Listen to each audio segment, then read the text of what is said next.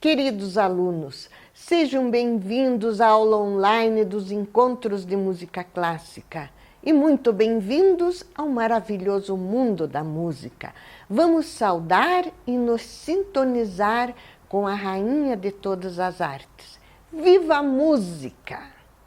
Na aula de hoje, nós vamos percorrer musicalmente em torno de uns 70 anos da história da música. É o classicismo musical, este período que surgiu após o barroco, uma evolução do período barroco que trouxe tantas novidades e levantou tantas questões importantes para o desenvolvimento da música. Próximo à metade do século XVIII, na Europa, uma nova direção em relação à arquitetura, à literatura e às outras artes surgiu com algumas novidades. Houve um renascer de interesse pela cultura, pela história, pela arte da Grécia Antiga. A Grécia Antiga foi um período de mais ou menos uns 200 anos, nos séculos 5 ou 6 a.C., e que teve uma influência muito grande no Império Romano e na civilização ocidental, nos aspectos da política moderna, do pensamento científico, do pensamento artístico. Isso tudo foi provocado pelas primeiras escavações de Pompeia em 1748. Trouxe um novo olhar, novas ideias em todas as artes. Na música, este período alinhado com a ideia principal do novo movimento na arquitetura, baseado na simplicidade, no equilíbrio da forma, como uma reação à grande exuberância do barroco.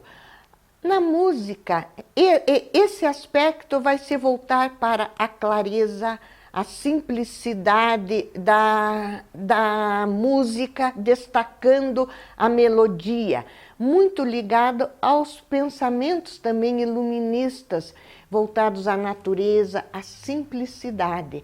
A música do classicismo buscou a simplicidade, o destaque da melodia. Um fato muito importante é o grande interesse pela música instrumental que o barroco criou e levantou com tantas novidades no aperfeiçoamento técnico dos instrumentos, na criação de regras específicas para a música instrumental. A música instrumental, ela vai se afastar um pouco daquele pensamento religioso e um pouco de afastamento do poder da igreja. Desde o começo do século XVIII, a nobreza se interessou muito pela música instrumental e começou a patrocinar mais do que a Igreja Católica. A nobreza se concentrou em patrocinar a música instrumental. Então, pequenos conjuntos padronizados de instrumentos atraíram muito o gosto da nobreza nessa época. O quarteto de cordas, que é formado por 2 violinos, uma viola e um cello. O trio de piano, trio, cello e violino. E estas formações trouxeram uma sonoridade diferente. A característica do barroco na música instrumental era o baixo contínuo, que mantinha a constância rítmica, o vigor rítmico da música barroco. Tchum, tchum, tchum. Ele vai desaparecer com essas novas formas de executar música. E o cravo vai ser substituído pelo piano. Então, entre 1750 e 1775, foram 25 anos nos quais o baixo contínuo foi gradativamente sumindo das interpretações e o cravo convivendo com o piano forte, que era o termo que se usava para o piano, a grande novidade da época, até desaparecer e ser substituído definitivamente. Nós vamos ter na figura de um dos filhos de Bach, Carl Philipp Emanuel Bach, um grande precursor dessas novas ideias do classicismo instrumental. Ele vai ser o primeiro a utilizar essa ideia de expressividade na execução até do cravo. E ele conviveu com o cravo e com o piano forte. Foi um precursor nessas novas ideias. O Carl Philipp Bach, ele teve uma formação musical de primeiríssima com seu próprio pai, Johann Sebastian Bach. Ele estudou Direito em Leipzig, na Universidade de Leipzig e na Universidade de Frankfurt. E ele só foi iniciar sua carreira profissional artística porque ele era um virtuoso do cravo, um cravista espetacular, depois de formado. Ele foi convidado pelo rei Frederico II da Prússia como cravista da corte, onde ele trabalhou por 30 anos.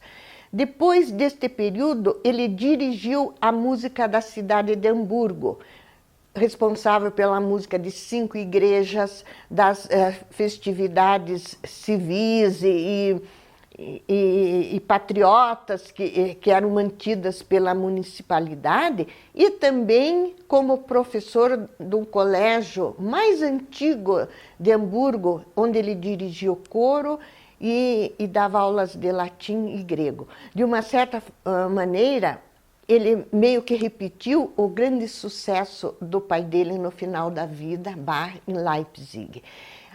Carl Philipp Emanuel foi muito prestigiado na sua época, deixou uma obra belíssima para teclado, especialmente o cravo, que hoje são executadas no piano. E vamos escutar uma obra deste filho de Bach, Solfeggietto, executada ao cravo, mas já vamos sentir que é uma composição com uma execução que privilegia a velocidade e diferente, não tem aqueles adornos, aqueles enfeites de uma música barroca. Essa obra é de 1766. É o nosso ponto de partida da nossa viagem musical de hoje no classicismo.